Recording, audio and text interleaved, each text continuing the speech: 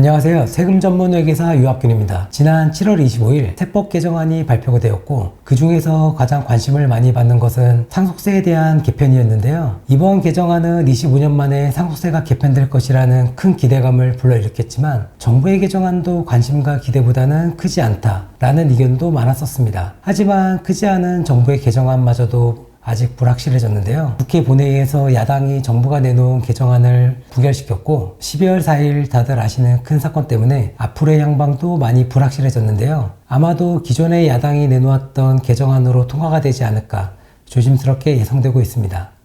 그러면 기존 정부의 개정안으로 했다면 어느 정도의 효과가 있었고 야당의 개정안이 통과가 된다면 어떻게 달라지는지 사례를 통해서 알아보도록 하겠습니다. 지금 현재 규정은 상속세 공제에서 자녀 공제 금액이 기초공제 2억 원과 자녀 1인당 5천만 원을 공제해주고 있고요. 만약 기초공제와 자녀공제를 합한 금액이 5억이 안 된다 라고 하면 묻지도 따지지도 않고 일괄공제 5억을 공제해주고 있습니다. 배우자가 있다면 최소 배우자 공제 5억 원과 일괄공제 5억을 적용해서 10억을 공제해주고 있고요. 그래서 다른 건 고려하지 않고 전략적으로 누가 상속을 받느냐에 따라 상속세가 약간은 달라지게 됩니다. 예를 들어 옛말에 불효자는 상속세가 없다 라는 그런 말이 있는데요. 왜 그런 말이 생겼냐면 어머니가 있고 자녀가 한 명인 상황에서 아버지가 사망해서 10억을 물려주는데 만약 자녀가 효자라서 어머니 다 받아서 쓰세요 라고 하는 상황이라면 처음 배우자에게 상속될 때는 상속세가 없겠지만 어머니가 사망해서 다시 10억을 상속하는 상황이라면 배우자가 없기 때문에 5억만 공제돼서 나머지 분에 대해서는 상속세를 내야 하는 그런 상황이 생기는 거죠. 그런데 만약에 자녀가 불효자다. 꼭 불효라고 하긴 그렇지만 어머니 제가 반은 가져야겠습니다. 저의 지분을 주세요. 라고 했다면 배우자 5억, 일괄공제 5억을 적용해서 납부할 상속세는 없게 되는 거죠.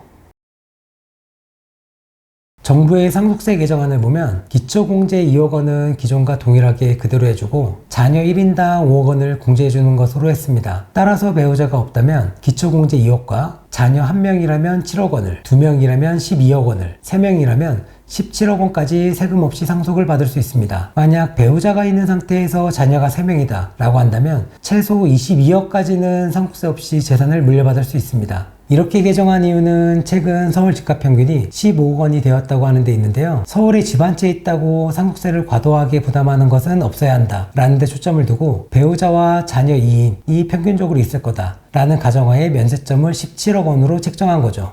두 번째 개정안은 10%가 적용되는 상속세 과세표준 금액을 1억에서 2억으로 늘리고 최고 세율을 50%에서 40%로 조정하는 안입니다. 이렇게만 보면 느낌이 잘 안 오실 텐데요. 예를 들어서 기존 상속세와 정부 개정안을 한번 비교해보면 서울의 아파트 15억 원짜리 한 채와 예금을 5억 보유하고 있는 아버지가 돌아가신 것으로 가정할게요. 자녀가 2명이고 배우자가 있습니다. 상속세는 얼마일까요? 먼저 공제액을 계산하면 기초공제 2억과 자녀가 2명이니까 각각 5천만 원씩 공제해서 1억을 더하면 3억 공제인데 5억 미만이니까 묻지도 따지지도 않고 일괄공제 5억을 적용합니다. 배우자가 있기 때문에 일괄공제 5억 원에 배우자 공제 5억을 추가해서 10억을 공제해주고요. 그러면 과세표준은 20억에서 10억을 공제한 10억이 나오고 여기에 세율을 적용하면 약 2억 4천만 원의 세금이 나옵니다. 같은 상황에서 정부의 개정안을 적용해보면 기초공제 2억과 자녀 1인당 각각 5억 공제해서 10억 그리고 배우자 공제 5억을 더하면 총 17억 원이 공제됩니다. 그리고 과세표준은 20억에서 17억 원을 공제하면 3억이 나오고요. 개정안에 있는 세율을 적용하면 2억까지는 10%, 나머지 1억은 20% 이렇게 해서 약 4천만 원의 세금이 나오게 됩니다.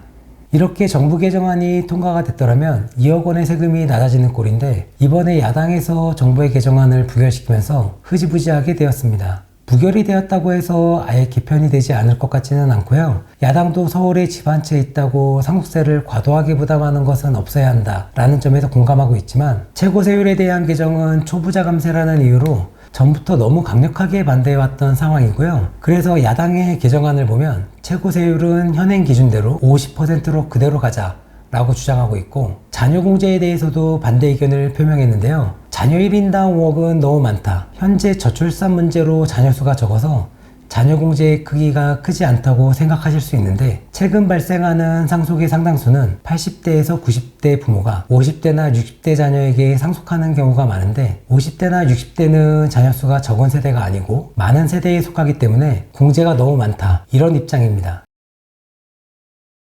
그래서 기존 정부안과 달리 일괄 공제를 5억에서 8억으로 늘리고 배우자 공제 최소 금액을 5억에서 8억으로 늘리는 것을 야당의 개편안으로 내놓았는데요. 그럼 같은 상황에서 야당의 개편안을 적용하면 어떻게 될까 한번 보겠습니다. 일괄 공제 8억과 배우자 공제 8억을 적용해서 16억을 공제받게 되고, 그러면 과세 표준이 20억에서 16억을 공제한 4억이 됩니다. 여기에 세율을 적용하면 약 7천만 원의 상속세로 정부안에 약 2배 정도의 차이를 보이게 되죠. 이렇게 자산 규모가 상대적으로 작은 경우에는 금액적으로 보면 비슷해 보이고 현행 상속세 대비 많이 줄어들어 보이게 되는데요. 자산 규모가 늘어날수록 정부안과 야당의 상속세 차이는 계속 커지게 되는 구조를 가지게 됩니다. 개인적으로 본다면 25년 만에 상속세를 개편하는 과정에서 우리나라의 상속세가 전 세계적으로 1, 2위를 다투고 있는데, 조금 더 과감했으면 어땠을까 라는 생각이 있고요. 많은 전문가들이 이루고자 했던 유산세에서 유산취득세로 가자 라고 하는 건 명함도 못 내밀게 되었습니다. 또한 배우자 공제를 야당에서는 5억에서 8억으로 최소 금액을 올려줬지만, 기존에도 배우자의 경우 5억만 받는 케이스보다는 배우자 상속 공제를 극대화하는 경우가 더 많아서 그 효과는 더 줄어들 것으로 생각됩니다. 단순히 상속인 간의 합의만으로 배우자 공제를 얼마로 할 거냐 결정할 수 있는데, 최소 금액을 5억에서 8억으로 올리는 것이 과연 이 제도를 적용할 때 얼마나 실효성이 있을까 의문으로 남게 됩니다. 그러면 저희는 이런 불확실한 상황에서 어떤 전략을 세워야 하냐면, 물론 상속세 개편안이 조만간 결정이 나기는 하겠지만 그래도 미리 전략을 본다면 야당에서 내놓은 개편안으로 될 가능성이 크다고 보고요. 야당의 개편안을 미리 적용해서 미리 예상하시는 것이 조금 더 안전한 전략이다 라고 할 수 있겠습니다. 그런데 또 이번 4일 큰 사건으로 인해서 상속세 개편이 어디까지 연기될지 잘 모르겠는데요. 어찌됐든 상속세 개편안이 확정이 되면 또 그때 확정된 내용을 가지고 좋은 정보 만들어서 영상으로 찾아뵙겠습니다. 감사합니다.